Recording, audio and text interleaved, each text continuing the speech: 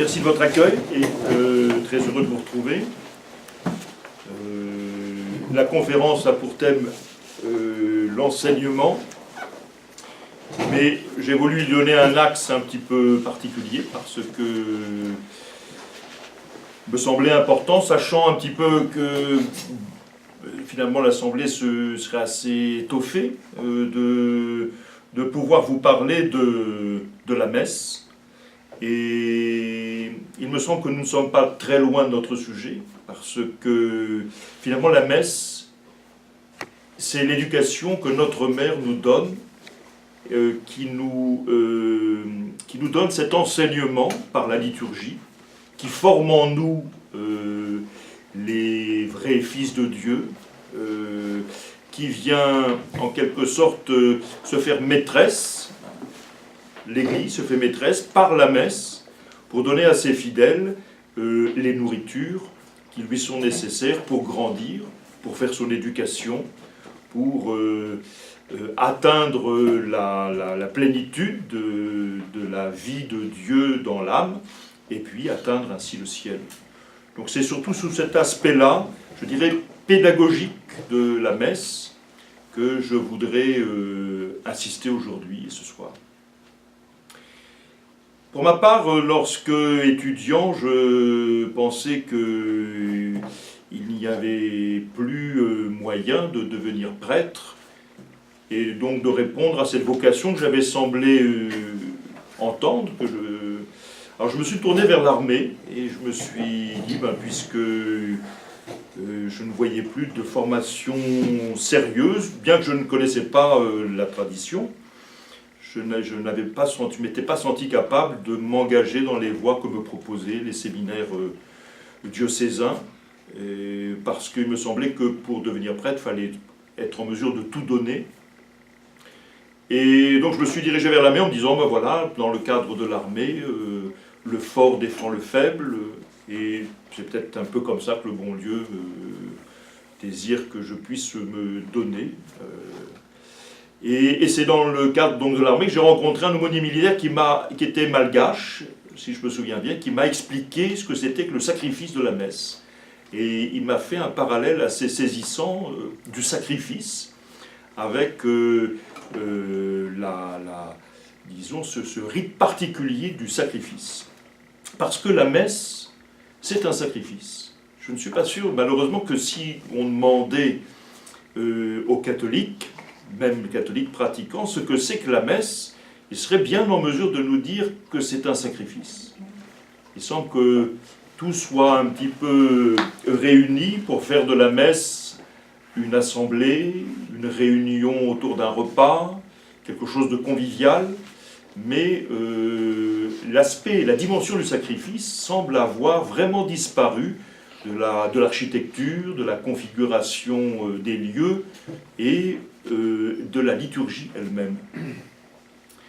Alors cet aumônier m'avait dit, écoutez, vous savez, quand en Afrique, on voulait offrir un sacrifice à Dieu dans le but de le louer, dans le but de lui demander pardon pour les fautes, dans le but de pouvoir lui demander des choses, eh bien l'homme cherche à offrir à Dieu quelque chose qui soit à la hauteur de sa majesté.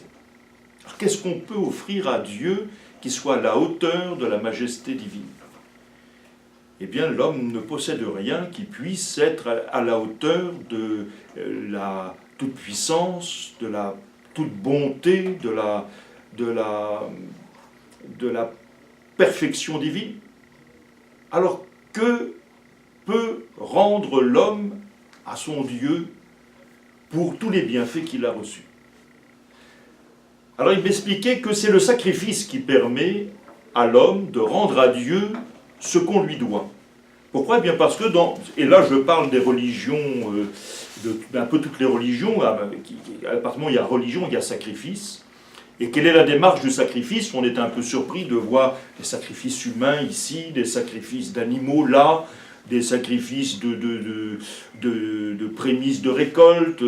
Alors, pourquoi cette notion de sacrifice? C'est bien parce que le sacrifice permet d'offrir à la divinité quelque chose qui est à la mesure de cette divinité.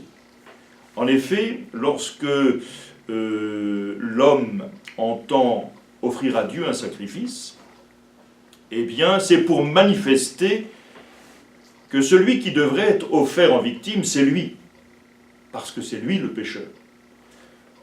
Et donc, s'il fallait rendre en justice à Dieu quelque chose, la vie qu'il nous a donnée, la vie qu'il nous a éventuellement rendue, il faudrait pouvoir être en mesure de lui offrir notre vie. Mais Dieu ne veut pas de sacrifice humain.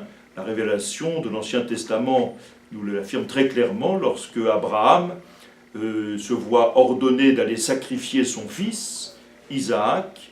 L'ange va arrêter son bras, et lui qui était disposé à obéir aux ordres de Dieu, se voit désigner alors un animal prisonnier, ici un bouc dans les ronces, qu'il va offrir en lieu et place de son fils Isaac. C'est donc dire si le sacrifice est normalement doit pouvoir en quelque sorte exprimer ce que l'homme ressent devant la majesté de Dieu, devant aussi son état misérable d'offense, de pécheur. Alors donc, que faire pour offrir à Dieu? Eh bien, quelque chose qui soit digne de lui. La victime était choisie dans le règne animal.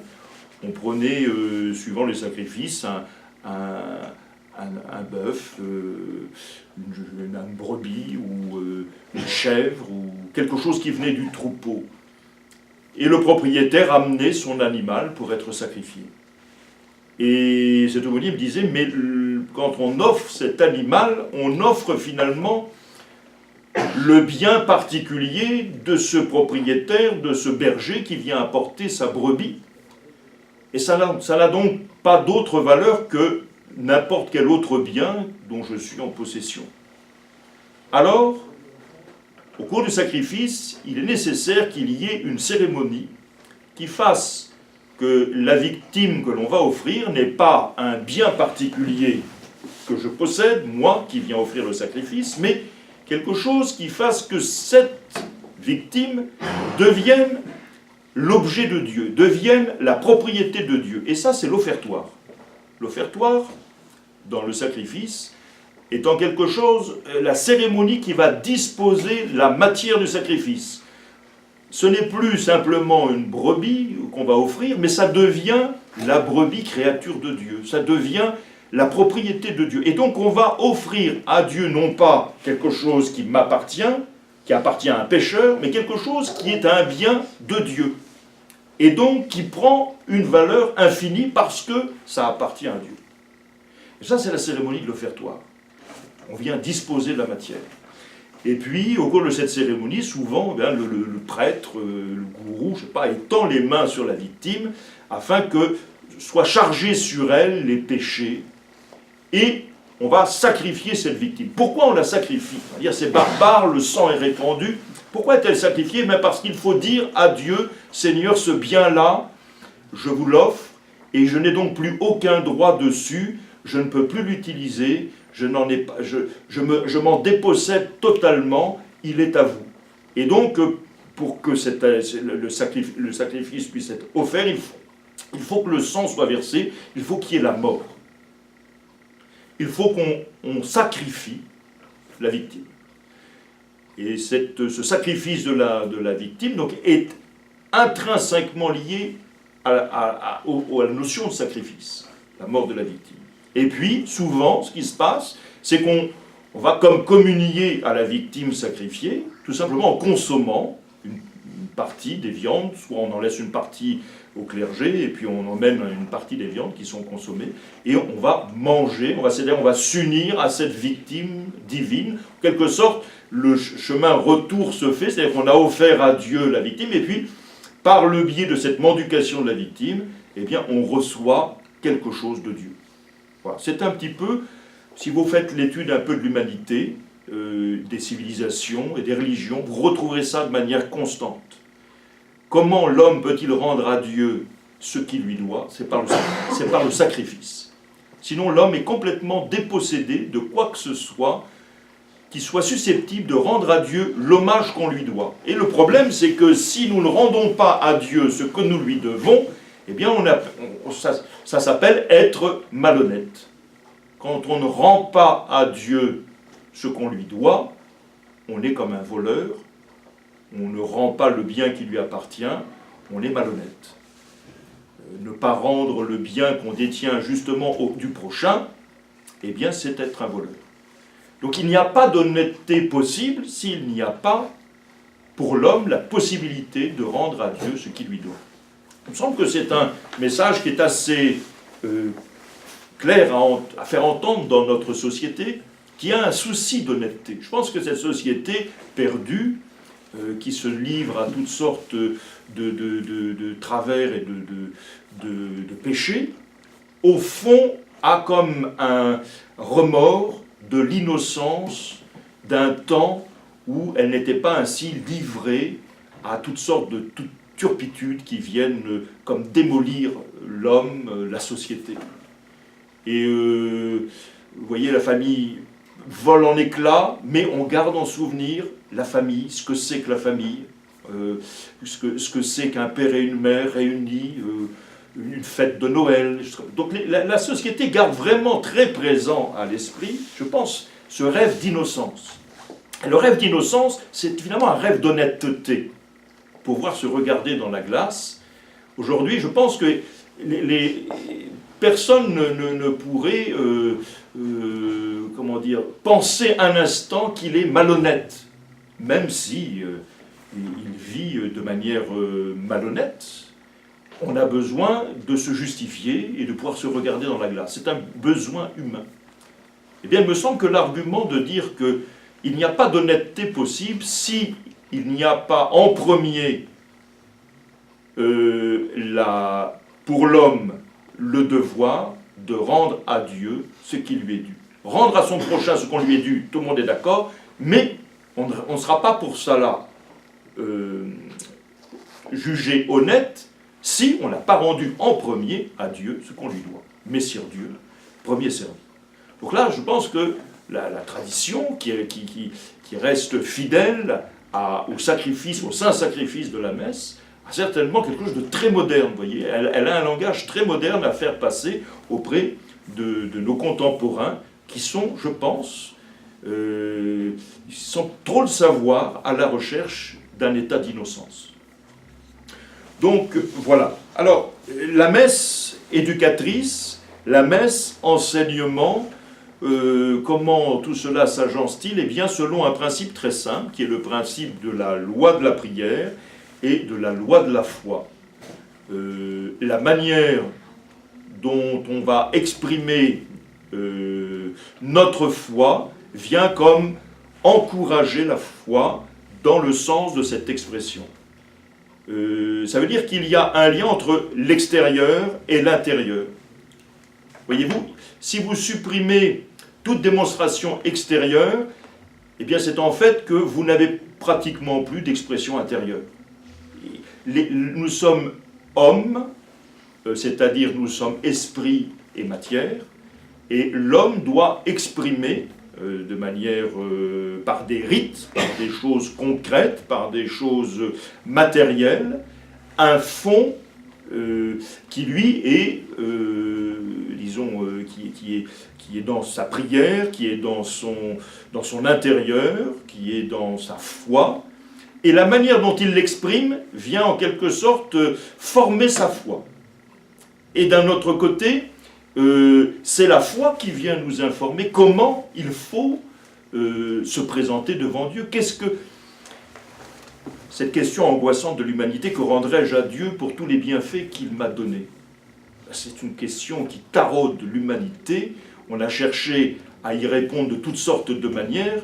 Beaucoup sont fausses, mais il y a toujours cette inquiétude dans l'humanité de savoir comment rendre un culte digne à Dieu. Eh bien, d'une certaine manière, l'expression de ce culte vient en quelque sorte former notre foi, notre esprit. Alors cet équilibre entre l'intérieur et l'extérieur, on le trouve de manière très claire, exposé dans une très belle encyclique du pape Pie XII qui s'appelle Mediator Dei. C'est un petit peu là-dessus que je voudrais vous entretenir ce soir. Cette encyclique a quelque chose de résolument moderne. Vous allez voir qu'elle anticipe un petit peu tous les travers dans lesquels on s'est fourvoyé, et elle nous rappelle à l'ordre, de manière à ce que nous puissions avoir une pratique qui soit en accord avec la foi. Si notre pratique n'est plus en accord avec notre foi va dévier. Et si la foi ne peut plus s'exprimer, eh bien, et d'une certaine manière, si notre foi ne s'exprime pas, c'est pareil, elle va s'étioler. Donc nous sommes vraiment, je dirais, dans l'assistance à la messe, dans la participation au sacrifice de la messe, un petit peu comme recevant la vérité enseignée, formant notre cœur, et puis permettant à notre foi une expression adéquate avec la vérité de la foi. Alors, quand je parle de la messe, ici, je parle du mystère de la Sainte Eucharistie, je parle du sommet de la foi chrétienne. Nous sommes là dans le cœur de la religion chrétienne, nous sommes dans l'essentiel de ce qui constitue l'esprit religieux, notre religion. Notre Seigneur Jésus-Christ a voulu, pour perpétuer son sacrifice, qui fut sur la croix au calvaire il y a 2000 ans consommé, eh bien, il a voulu que l'Église puisse, par la messe, renouveler ce sacrifice pour nous, pour que nous ne soyons jamais séparés de ce sacrifice et de lui. Et ça, quand je dis Jésus-Christ a voulu, ce n'est pas quelque chose que j'invente, c'est dans la Sainte Écriture. Le Seigneur, au moment où il va célébrer la première messe avec ses apôtres, à ses propos, faites ceci en mémoire de moi, commandant ainsi de génération en génération à ce que le sacrifice de la messe qui est célébrée là pour la première fois, eh bien, se perpétue. C'est donc une volonté du Christ d'instituer de manière perpétuelle, ici, par l'Église et par ses ministres, eh bien, le cœur de notre religion, la Sainte Eucharistie.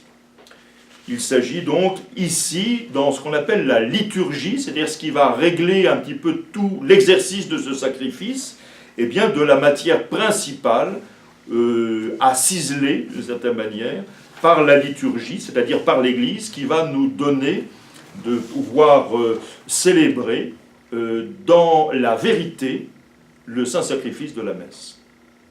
Le Christ, notre Seigneur, la nuit où il fut trahi, va laisser à l'Église un sacrifice visible, pour représenter le sacrifice sanglant qui devait s'accomplir une fois seulement sur la croix, afin que la vertu en fût appliquée à la rémission de nos péchés de chaque jour. Ici, vous avez une explication très nette de l'identité qu'il y a entre la messe et le sacrifice de la croix. Il n'y a pas plusieurs sacrifices, il y a un seul sacrifice, qui est le sacrifice de la croix sur le calvaire, et la messe est en quelque sorte le renouvellement de ce même sacrifice, de cet unique sacrifice, mais qui est mis à notre portée, c'est-à-dire qui nous permet d'entrer en contact avec le sacrifice du Christ. Le Seigneur offrit à Dieu son Père son corps et son sang sous les apparences du pain et du vin, et constitua alors ses apôtres prêtres du Nouveau Testament, et il ordonna à eux et à leurs successeurs d'offrir ce sacrifice. Donc la messe est véritablement le renouvellement du sacrifice de la croix. Le saint sacrifice de l'autel n'est donc pas une simple commémoration des souffrances, de la messe, de la mort, où on va en quelque sorte tous ensemble faire un effort d'imagination, de recueillement pour se souvenir de ce qui s'est passé il y a 2000 ans, pour essayer de faire un effort pour que tous ensemble on puisse communier à une mémoire de quelque chose. Non, il y a là une réalité qui est autour de laquelle, effectivement, nous nous réunissons, mais d'une réalité que nous ne créons pas nous-mêmes par notre effort de prière, ou qui est là, devant nous, et l'effort que nous avons à faire, c'est tout simplement de se disposer au mieux par, disons, la connaissance, par le cœur, par la prière, par l'étude, et puis par tout notre être, se disposer au mieux à être comme au calvaire, comme nous aurions souhaité être avec la Vierge Marie et Saint Jean au pied de ce calvaire. Le saint sacrifice de l'autel n'est donc pas une simple et pure commémoration des souffrances de la mort de notre Seigneur, mais c'est un vrai sacrifice. Donc, notre Seigneur fait ce qu'il fait sur la croix, à la messe, en s'offrant lui-même au Père éternel, comme une hostie très agréable. À la messe, la victime que nous offrons, ce n'est pas une brebis que nous avons pris dans notre troupeau, ce n'est pas le sang des boucs et des génisses, nous offrons le sang rédempteur de notre Seigneur Jésus-Christ.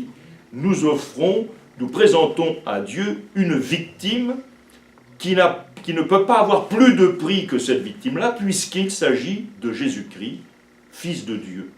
Il n'y a pas de victime plus sainte, plus pure, plus chaste, plus agréable à Dieu que nous puissions offrir à Dieu. C'est-à-dire que la messe nous permet radicalement cette honnêteté de rendre en toute justice à Dieu ce que nous lui devons, puisque nous allons offrir une victime sainte, pure et sans tache.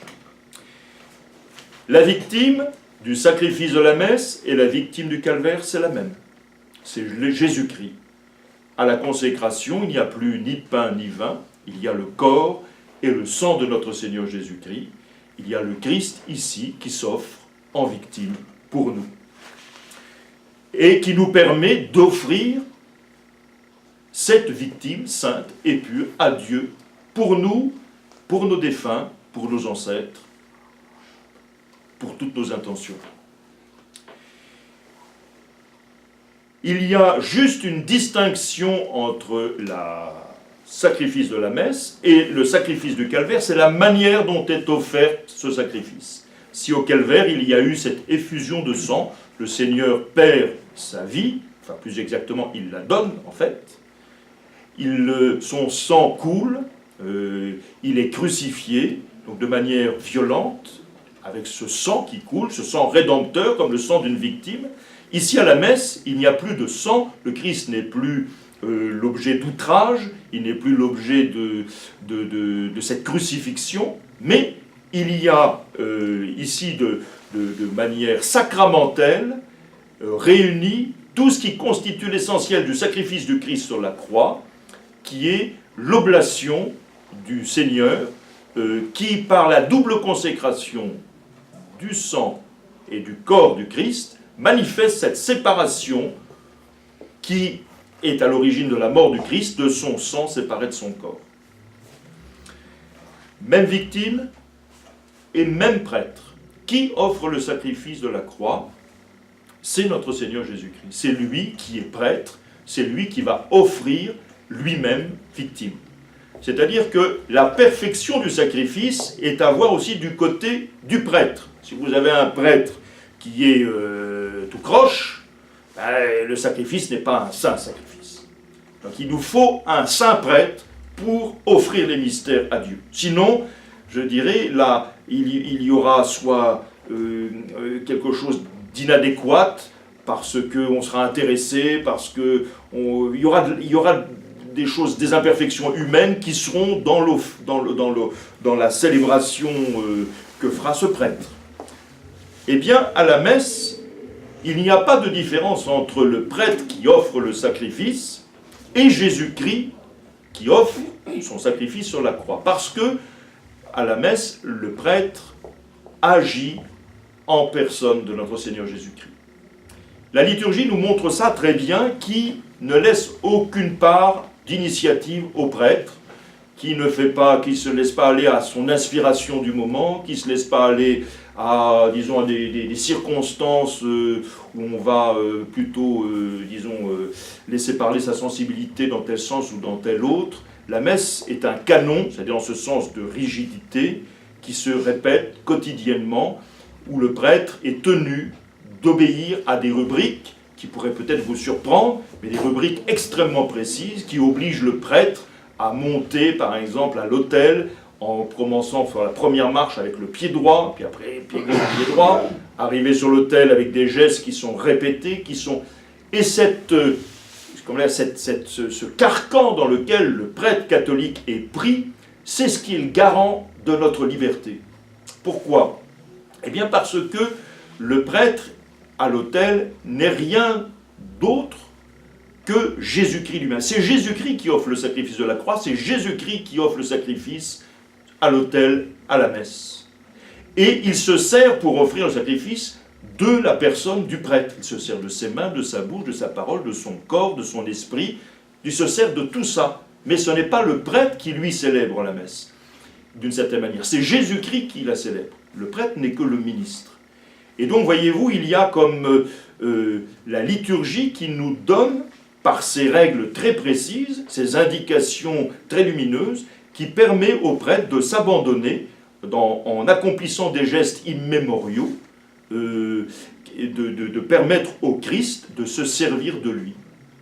Je ne suis pas à la messe, je ne suis pas en train dans ma spontanéité de faire des mouvements pour aller là, saluer un tel, et puis, vous voyez, parce que, je ne sais pas, le Christ aurait du mal à me rattraper, me dire, oh là là, mais moi j'ai des choses à faire, et donc là, je suis entièrement pris par l'Église, qui m'oblige à suivre des rubriques de manière très stricte, du début jusqu'à la fin de la messe. On peut prendre n'importe quel... Je me souviens d'un jeune prêtre qui était nommé dans la paroisse où j'étais avant, et qui voulait apprendre l'ancienne messe, et il me dit, monsieur l'abbé, vous savez, je fais ce geste-là à la messe. C'est un vieux prêtre qui m'a appris à faire ce geste comme ça, et je le fais vraiment avec grande dévotion. Et alors, à partir de la consécration jusqu'au paternoster, je reste comme ça. Donc, vous voyez, il y avait chez ce prêtre un désir de s'inscrire dans ce que la sagesse de l'Église, tout ce qui la sagesse nous enseigne, pour pouvoir correspondre à ces mystères, sans quoi on ne comprend rien, on est indigne de ces mystères. Mais il ne comprenait pas exactement le signe, parce que ce signe, en fait, c'est que le prêtre qui a eu les deux doigts consacrés au moment de son ordination sacerdotale ne va pas toucher l'hostie, sinon avec ses deux doigts seulement. Vous verrez jamais un prêtre qui touche l'hostie comme ça, enfin dans le rite traditionnel, ça ne se fait pas. Pourquoi? Parce que ses deux doigts sont consacrés, et une fois qu'il a touché l'hostie, il ne va plus toucher aucun objet qui se trouve sur l'autel avec ses deux doigts. Par exemple, si j'avais à déplacer mes lunettes, je ferais comme ça, vous voyez. Je ne ferais pas ça, parce que j'ai touché l'hostie, il peut y avoir des parcelles d'hostie, puis le respect fait que ces deux doigts sont consacrés à Dieu. Voilà. Et donc ce n'est pas après le pater qu'il aurait dû séparer c'est quand le servant de messe va venir sur ses doigts, faire couler un peu d'eau pour purifier ses doigts, à ce moment-là, on retrouve l'usage de nos doigts, vous voyez. Cet usage de nous-mêmes, nous le perdons quand on célèbre la messe. Et je veux dire, ça, c'est un bienfait immense pour le prêtre, qui n'est pas obligé d'être en représentation et de se renouveler en permanence, d'une certaine manière, vous voyez. Il a juste à essayer de se conformer à cet enseignement de l'Église, à la sagesse de l'Église. Et je crois qu'on ne peut pas trouver cette mise à disposition au Christ ailleurs, quand on célèbre la messe, que dans cet abandon à notre Seigneur Jésus-Christ. Donc, le prêtre, la victime est identique, le prêtre est identique, c'est le même prêtre, Jésus-Christ, mais représenté par son ministre, qui est là, je veux dire, comme un instrument. Et je suis un peu comme la plume qui permet à l'écrivain d'écrire le chef-d'œuvre. Hein. Mais la plume pourrait dire, ah ben c'est moi qui ai fait ça. Non, non, c'est le Christ qui a écrit avec moi, et c'est à lui qu'il faut rendre au Christ et à son Église, qu'il faut rendre justice de cette célébration de la Sainte Messe. Alors, prêtre identique, victime identique, nous l'avons vu. Hein. Et puis, il y a les fins qui sont identiques. C'est-à-dire, le sacrifice de la messe a les mêmes fins, se propose le même but à atteindre que le sacrifice de la croix. D'ailleurs, pourquoi célébrer la messe? Une question qu'on pourrait se poser, à quoi ça sert de célébrer la messe? Eh bien, il y a plusieurs buts pour lesquels on célèbre la messe.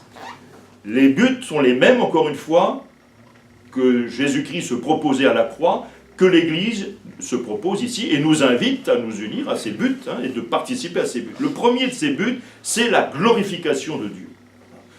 Notre Père qui es aux cieux, que votre nom soit sanctifié, que votre règne arrive. Voilà, c'est la glorification de Dieu.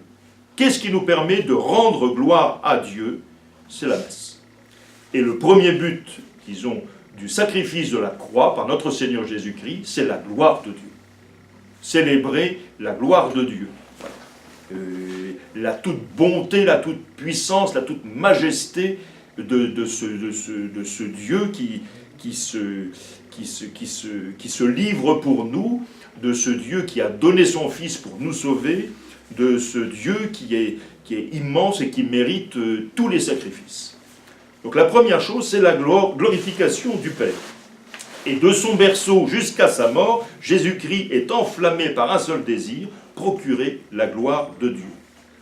Et pour que cet hommage ne cesse jamais, eh bien, nous, les membres du Christ, au sein de l'Église catholique, eh bien, dans le saint sacrifice de la messe, unis aux anges et aux archanges, eh bien, nous faisons monter en chœur vers Dieu de continuelles louanges qui lui sont agréables parce que nous chantons cette louange avec le Christ à la messe.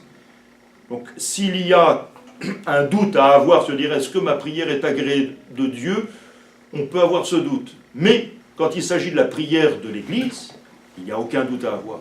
C'est la prière qui réjouit le ciel. C'est la prière qui fait chanter les anges. C'est la prière qui est agréable à Dieu. Et nous devenons agréables à Dieu grâce à la messe. C'est le premier but.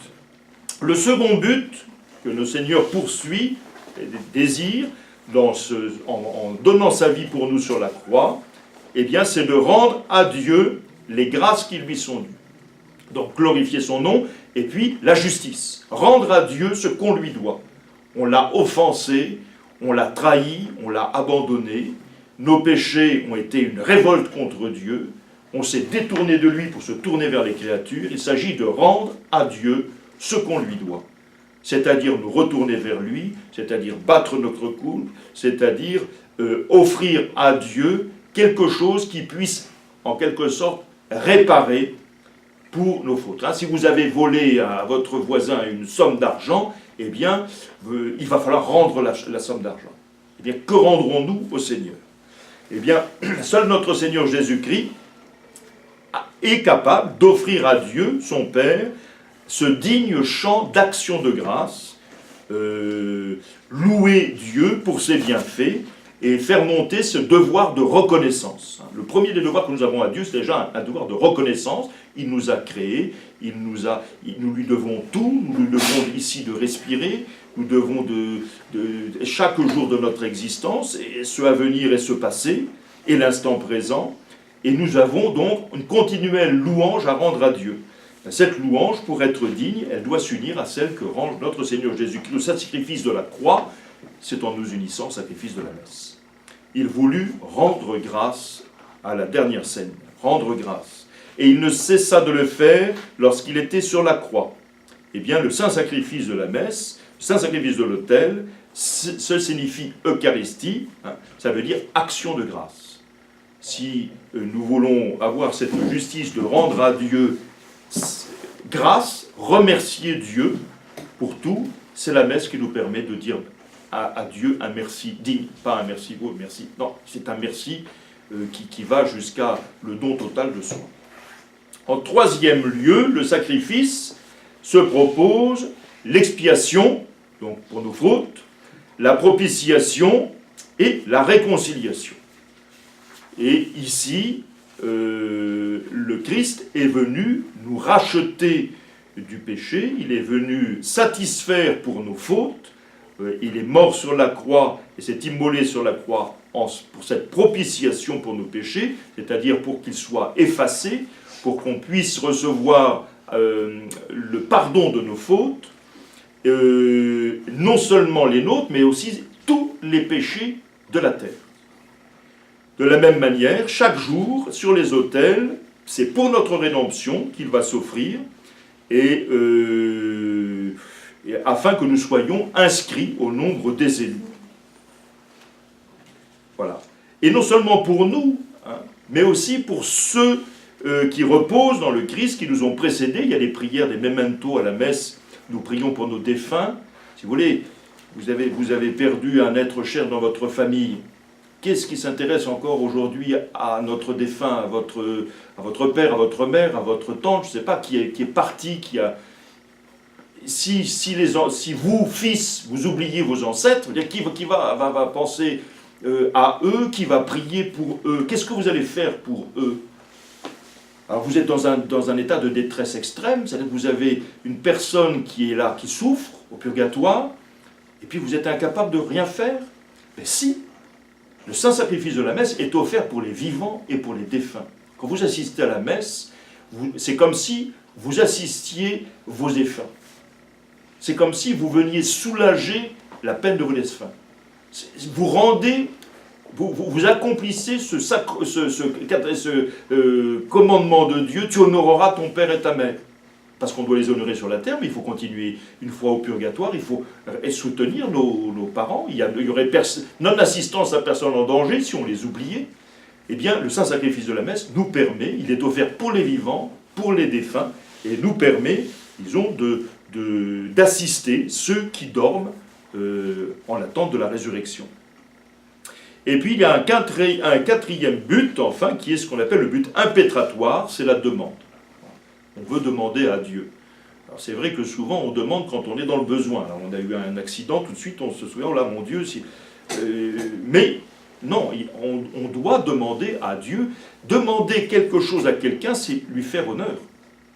C'est-à-dire penser qu'il va pouvoir vous exaucer.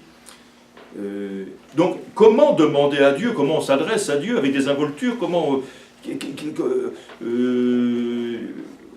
Quelles sont les paroles qui vont nous permettre de présenter notre demande? Vous savez, je pense que si vous avez une lettre à écrire à un haut personnage de l'État pour obtenir quelque chose, vous allez la formuler d'une certaine manière. Il y a des formules, il y a des tournures, pour ne pas passer pour un goujat. On va dire, celui-là, direct poubelle. Donc, comment on s'adresse à Dieu? Parce que Dieu, on est infiniment plus haut qu'un Premier ministre. Eh bien, la messe, comme le sacrifice de la croix, a un but impétratoire. L'enfant prodigue est à l'image de l'homme qui a mal usé de tous ses biens qu'il a reçus du Père Céleste, qui les a dissipés. Aussi se trouve-t-il réduit dans un état de très grande pauvreté, de très grande souillure. Cependant, du haut de la croix, le Christ intercède pour nous, il prie pour nous, il demande pour nous. Et bien sur nos autels, le Christ reste dans cet état pour nous. Il s'intéresse à nous, il demande pour nous, il demande à ce que nous soyons comblés de grâce et de bénédiction. Donc nous avons ici la valeur infinie du sacrifice de la messe, du fait de la victime sainte que nous offrons et du prêtre qui offre ce sacrifice. Il est donc facile de comprendre pourquoi le Concile de Trente affirme que la vertu salutaire de la croix nous est communiquée par le sacrifice eucharistique pour la rémission de nos péchés quotidiens. Oui, ça ne s'est pas passé il y a 2000 ans, ça se passe chaque jour pour nous. Ça va se passer tout à l'heure pour nous. L'apôtre saint Paul, en proclamant la surabondante plénitude et la perfection du sacrifice de la croix, le Christ là s'est offert de manière sanglante, a déclaré que le Christ, par une seule oblation, a rendu parfait à jamais tous les sanctifiés. Bien, de fait, les mérites de ce sacrifice infini et sans mesure n'ont pas de limite. Rien ne peut limiter la toute-puissance de Dieu et la toute-puissante efficacité du sacrifice de la croix. Ils s'étendent à l'universalité des hommes, de tous les lieux, de tous les temps, parce que notre Seigneur Jésus-Christ, vrai Dieu et vrai homme, est le prêtre saint et la victime sainte de ce sacrifice. Parce que son immolation, comme son obéissance à la volonté de son Père, fut absolument parfaite, et parce qu'il a voulu mourir comme chef du genre humain, c'est-à-dire au titre de rédempteur de l'humanité. Comme Adam nous a entraînés dans le péché comme chef de l'humanité, puisqu'il est le Père de tous, eh bien notre Seigneur Jésus-Christ se présente ici comme le rédempteur de tous, chef de l'humanité. Mais, évidemment, il faut que le Christ, après avoir racheté le monde au prix de son sang versé sur la croix, entre effectivement en possession réelle des âmes, des hommes, qui sont désormais ses brebis. Et là, ça se fait à la messe. Le Christ, ici, va entrer en contact avec nous, nous permettre, en quelque sorte, d'être ces brebis qui sont attachées à ce bon pasteur. Et c'est là notre part. Aussi, pour que notre rédemption et notre salut, en ce qui concerne les individus et toutes les générations qui se succéderont jusqu'à la fin des siècles, se réalisent et soient agréés de Dieu, chaque homme, en particulier, doit entrer dans cette union vitale de vie avec le sacrifice de la croix. Et cette entrée, ce lien avec le sacrifice de la croix se fait par la messe. C'est ainsi que les mérites de notre Seigneur Jésus-Christ nous sont transmis. C'est ainsi que les grâces du sacrifice de la croix nous sont communiquées.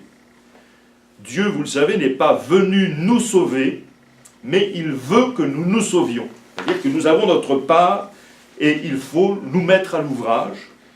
La vie chrétienne, c'est un combat qui est nécessaire. Afin donc que chaque pécheur soit blanchi dans le sang de l'agneau, les chrétiens doivent s'associer dans leur travail à celui du Christ. Si parlant en général, on peut dire en effet que le Christ a réconcilié avec son Père par sa mort sanglante tout le genre humain, il a voulu cependant que pour obtenir les fruits salutaires produits par lui sur la croix, tous furent conduits et amenés à sa croix par les sacrements, et principalement par le sacrement de la messe, le sacrement de la Sainte Eucharistie. C'est cette participation, aujourd'hui, personnelle, qui nous permet, à nous les membres, d'avoir cette ressemblance, d'appartenir à notre chef divin. Et donc, de même que la vie salutaire découlant du chef est communiquée aux membres, eh bien, nous recevons à la messe cette vie. Et on peut répéter donc, ayant communié à ce sacrifice, je suis attaché à la croix avec le Christ, ce n'est plus moi qui vis, mais c'est le Christ qui vit en moi.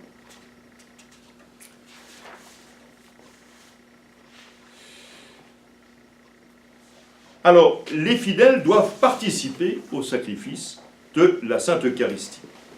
Et là, le pape sent déjà qu'il y a des tendances à vouloir faire en sorte que les fidèles prennent le pas pour, en quelque sorte, arriver à une non-distinction entre le prêtre et les fidèles. Donc c'est une participation des fidèles réelle à la messe, mais sans avoir des pouvoirs sacerdotaux. On va expliquer un petit peu ça.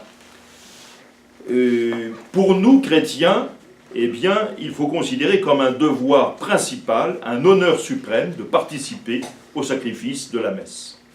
Et cela, évidemment, non d'une manière passive, comme spectateur, ou bien comme ceux qui ont assisté au pied de la croix en insultant notre Seigneur Jésus-Christ, au sacrifice de la croix, mais d'une manière sainte, d'une manière pensée, avec une attention, un désintérêt, une ferveur qui nous unissent étroitement au souverain prêtre. Le Christ, on l'a vu, c'est le prêtre. Et il est prêtre pour nous, non pour lui. Et car c'est lui qui présente au Père éternel des prières et des sentiments religieux au nom du genre humain tout entier. De même, il est victime pour nous, puisqu'il se met lui-même à la place de l'homme coupable. Cependant,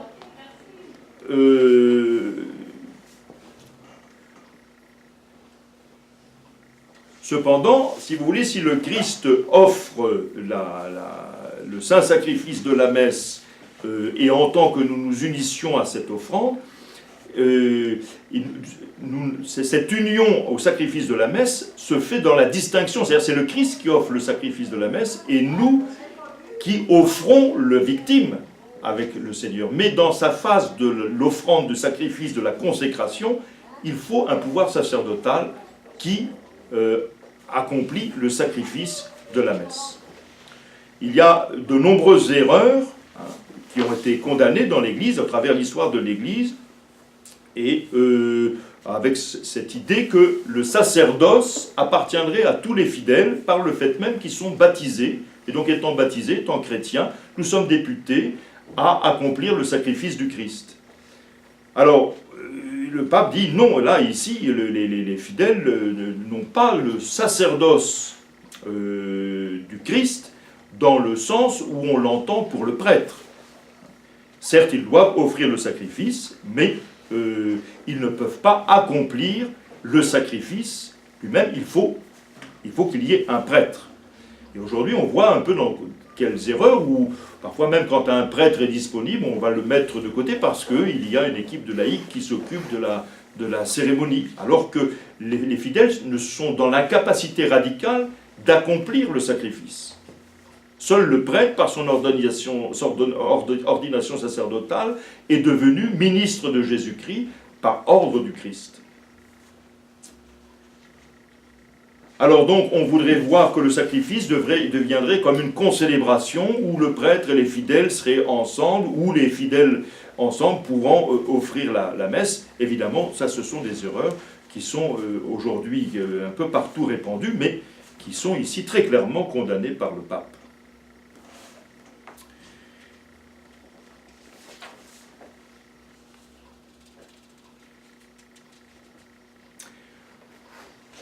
Voilà, il me semble que j'ai fait un petit peu rapidement peut-être le tour de la chose. Je ne développe pas plus sur cette question du sacerdoce des fidèles, même si malheureusement on la voit se développer un peu partout.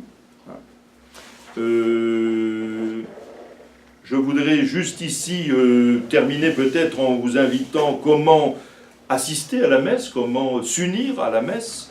Bien, je dirais tout simplement, il est certain qu'il est bon d'avoir un missel. Si vous avez un missel, la messe est en latin, vous aurez les traductions. Un missel, je dirais, il faut apprendre à s'en servir. C'est pas toujours facile, il faut changer des pages. Et puis dans un missel, vous avez l'expression des prières catholiques. Donc quand vous priez avec un missel, vous priez dans un sens catholique. Ça, c'est important. Mais au-delà même, disons, de l'usage d'un missel, ben, la liturgie se suffit elle-même. Regardez. Si vous assistez à une messe chantée, écoutez même le silence. C'est remarquable. La messe, en grande partie, est silencieuse. C'est-à-dire le mystère est comme total. On ne peut pas exprimer ce mystère par des autres que le silence. La majesté du silence. À un moment, c'est silencieux, il y a juste une petite clochette qui retentit. Alors ça, vous allez me dire, souvent on a cette réaction, mais alors on ne comprend pas. On ne comprend pas la liturgie. Je dirais déjà, c'est notre liturgie, il faut peut-être faire un effort. C'est-à-dire, on ne va pas, parce qu'on ne la comprend plus, la mettre dehors. Peut-être si on ne la comprend pas, c'est peut-être qu'il faut peut-être un peu l'étudier. Je dis peut-être pas se remettre à faire des études de latin, je veux dire, mais il faut quand même, voilà, c'est pas une raison parce qu'on n'est plus, on n'est plus dans un sens très moderne qu'il faut l'éliminer. Au contraire, je veux dire, on a des devoirs à l'égard de notre liturgie. Et puis, la liturgie, elle va parler d'elle-même, mais il faut la laisser parler aussi. Il faut regarder, il faut s'étonner, poser des questions. Là, pourquoi le prêtre fait ça? Comment ça se... Pourquoi ces signes qui sont répétés? Ou pourquoi maintenant... Bon. Pourquoi le prêtre tourne-t-il le dos aux fidèles? Il me semble que si on entend le sacrifice du prêtre qui offre à Dieu la victime, il faut que le prêtre soit tourné vers celui à qui il offre la victime, vers Dieu. Et puis, lorsque les grâces descendent et que les fidèles offrent avec le prêtre la victime, il faut bien qu'on soit dans le même sens pour offrir à Dieu la victime. Donc il me semble que l'expression vient naturellement. Puis après, dans cette remarque, on ne comprend pas. Et je dirais, si vous pensez que vous n'avez pas compris la messe, c'est que vous avez peut-être commencé à comprendre la messe, parce que c'est un mystère. C'est le mystère de la rédemption, c'est le mystère de la croix, c'est le mystère du Dieu fait homme, c'est le mystère devant lequel tout genou fléchit, et on ne va pas avoir la prétention de dire « Seigneur, j'ai compris ». Si vous dites « j'ai compris », ça veut dire « je suis supérieur à Dieu », j'attendais, moi je vais vous expliquer, je vais vous faire une démonstration. Il n'y a pas de démonstration là, c'est la foi qui parle. Et quand le latin nous rappelle qu'on n'a pas compris, peut-être qu'il nous rappelle une vérité qu'on a eu trop tendance à oublier en disant « je dois comprendre, il faut que je comprenne ». Je ne suis pas sûr que ce soit dans ces termes que se pose la messe. Ce n'est pas un terme de compréhension. Si, je dirais, les vérités qu'on comprend, elles ne sont pas très intéressantes en fait. Ben oui, vous arrivez à les démontrer, c'est-à-dire que vous les possédez. Ben vous en avez fait le tour. Allez, on passe à autre chose. Et les vérités qui sont incompréhensibles, qui sont de l'ordre supérieur du mystère, eh bien, elles resteront à jamais une source de vie, d'étonnement, d'admiration. Et c'est bien qu'on se souvienne que à la messe, il y a des choses qu'on ne comprend pas, qu'on ne peut pas, qu'on ne pourra jamais comprendre, qu'on ne pourra que simplement adorer. Et il me semble que ça, si c'est le latin n'a que ce seul mérite-là, ben c'est un mérite extraordinaire qu'il faut donc préserver. Parce qu'il me semble qu'on est dans une logique, je vais vous raconter un exemple un peu effrayant, mais à un mariage, je de donner la communion, et puis les personnes qui peuvent sont invitées à s'agenouiller au banc de communion, recevoir la communion sur la langue. On ne donne pas la communion dans les mains, non pas parce que votre langue est plus digne que vos mains, mais si le prêtre a conservé ses deux doigts pour éviter que les parcelles, vous comprenez, on ne va pas vous donner la communion dans la main pour que, après, qu'est-ce que vous allez faire des parcelles? Ça n'a plus de sens, je veux dire, elle est plus cohérente. Donc on la donne sur la langue avec un plateau de communion pour recueillir les parcelles, le plateau de communion, après le prêtre va le purifier, vous comprenez? Tout ça, c'est d'une parfaite logique. Hein. Et donc on ne donne pas la communion sur la langue, et donc... J'avais dit. Et puis j'ai un monsieur qui arrive là, passe devant les mariés, puis qui me présente les mains comme ça. Donc moi je lui fais juste, je lui adresse pas la parole, je fais juste signe de bien vouloir s'agenouiller, puis je vais lui donner la communion. À ce moment-là, il m'attrape par l'ornement sacerdotal, et puis il veut piocher dans la Sainte Eucharistie, et il me dit, vous n'avez pas le droit de me retirer, de ne pas me donner la communion. Vous savez, je me demande à quelle liturgie il a été à l'école, lui, pour pouvoir avoir un esprit comme ça qui a été formé, vous savez, la loi de la prière, la loi de la foi. Je me demande s'il n'a pas été les cérémonies où on vous passe la corbeille comme ça, et puis tout le monde se sert, pour pouvoir avoir ainsi, disons, perdu toute notion de réalité du sacrifice de la messe. Vous savez, je pense que c'est là un petit peu le drame de cette nouvelle messe, c'est que elle aussi, elle distille un enseignement qui est un enseignement qu'un protestant pourrait recevoir lui aussi, dans le sens où la messe n'est pas en opposition avec l'expression de la foi protestante qui ne croit pas forcément au sacrifice de la messe. Le protestant, il y en a certains qui croient à la présence réelle, d'autres qui n'y croient pas, mais en général, un protestant ne croit pas que la messe est un sacrifice. Donc si vous voulez, la nouvelle messe, elle permet aux protestants d'assister à la scène et d'y reconnaître l'expression de sa foi. Donc ça veut dire que, eh bien, la messe moderne n'exprime pas le sacrifice au point d'obliger un protestant à dire « mais là, ça c'est pas ma foi, ça ». Vous voyez ? L'ancienne messe, le protestant, il va avoir du mal à s'y unir, à s'y assister, parce qu'elle exprime le sacrifice et lui ne croit pas au sacrifice. Eh bien, assister à la nouvelle messe, d'une certaine manière, je pense que c'était le lot de ce pauvre monsieur-là qui avait perdu toute référence et puis qui pensait qu'il avait des droits sur Dieu et qu'il pouvait ainsi se servir dans le ciboire. C'est quelque chose qui paraît très, très étonnant, mais qui est une confirmation de la loi de la prière et de la loi de la foi unies entre elles, dans un sens pour le bien ou dans un autre sens pour trouver une autre forme et peut-être une autre foi. Donc voilà comment suivre la messe. Alors ici souvent, les dames doivent être voilées quand elles vont à la messe. On a démenti ici si vous n'en avez pas. Alors, ça n'a rien du tout à voir avec le tchador ou quoi que ce soit. Hein. C'est simplement que, voilà, un homme qui se présente devant Dieu ne peut pas avoir la tête couverte, et une femme ne peut pas avoir la tête non couverte. Parce que c'est une égalité entre l'homme et la femme, en fait. Voyez ? Mais l'homme et la femme sont quand même distincts. C'est-à-dire, il y a un monsieur, il y a une dame, c'est pas la même chose, c'est pas la théorie du genre. Alors, eh bien, écoutez, chacun dans son rôle. Avoir un monsieur qui est là, qui vient à tête couverte, ce serait une insulte. Voilà. Et il faut accepter ces différences et aussi cette égalité. Voyez. Chacun a des devoirs à la messe. Eh bien, il faut s'y plier. Alors, je sais que ce n'est pas toujours très bien senti, etc. Mais ça n'a absolument rien à voir avec la volonté de cacher les femmes ou de les enfermer ou de les couvrir ou d'un manque de respect. Je veux dire, s'il y a une religion où la femme est respectée, c'est bien la religion de la Vierge Marie, hein, qui nous a apporté le Sauveur et qui a donné ces lettres de noblesse à la féminité et à la femme. Donc voilà, qu'est-ce que je peux vous dire encore Oui, je pense que, voyez-vous, la liturgie traditionnelle a un autre mérite, si vous voulez, c'est qu'elle permet aux pauvres d'y assister. Un pauvre, je dirais, qui n'a de s'émerveiller. Jeune prêtre, là dans la rue, je me fais arrêter par un monsieur qui me dit « Ah, vous êtes encore en soutane ah, c'était bien l'ancien temps. Il y avait des bougies, il y avait des tapis, il y avait des... » Vous voyez, il n'avait pas forcément la théologie de la messe très alerte, mais il trouvait ça beau. Et vous voyez, c'est un langage qui parle aux pauvres, je veux dire, même à ceux qui n'ont pas forcément une grande capacité intellectuelle, ça parle aux pauvres. Ça veut dire quoi? Ça veut dire qu'il y a une vraie charité dans la liturgie, qui s'adresse à tous. Mais comme c'est un langage un peu intellectualisé, politisé, alors là, les gens vont fuir, vont plus rien comprendre, vont plus s'y retrouver, les obliger à avoir des gestes qui ne correspondent pas à des gestes à eux, c'est aussi des choses qui vont les... Il y a du bon sens, hein. Et je pense que la liturgie est justement là pour enrichir.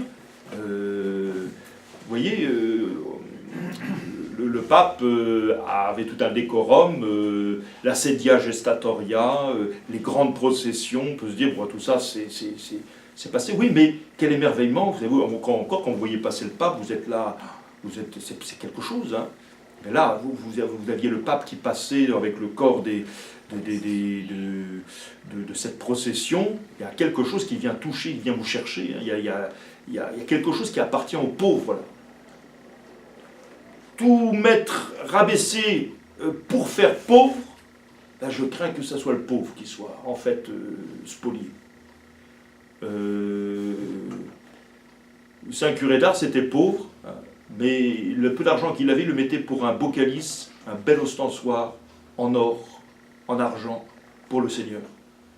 Et je pense que la véritable pauvreté n'est pas forcément là où on croit. Puis je pense aussi que nous qui sommes pauvres, il y a quelque chose que le pauvre n'aime pas, c'est la vulgarité. Et quand on lui sert quelque chose qui est vulgaire, il y a quelque chose qui n'est pas authentique, ou quelque chose qui n'a pas tenu, qui n'est pas cohérent. Ben je pense que le pauvre, il a du bon sens, il s'en rend compte. Et grâce à Dieu, ben nous, on a une liturgie catholique qui est merveilleuse, qui plonge ses racines dans le sacrifice de la croix, et qui est de continuité apostolique, hein, puisque le rite latin de la messe, vous en trouverez trace à travers les siècles passés, et vous verrez des missels qui servaient au 8e siècle, conservés encore dans la bibliothèque. C'est exactement le missel que vous avez entre les mains. Vous allez voir la liturgie romaine, elle remonte aux apôtres. Elle remonte aux apôtres. Si vous voulez, là, on est en face de quelque chose qui mérite qu'on s'arrête, qu'on étudie, qu'on approfondisse. Et les prières qui nous sont communiquées, elles ont une densité, une richesse, qui, je pense, peut ravir le cœur de l'intellectuel, comme du pauvre, comme du riche, comme de toute société. Cette messe, donc elle est catholique. Elle est catholique, elle parle à tous.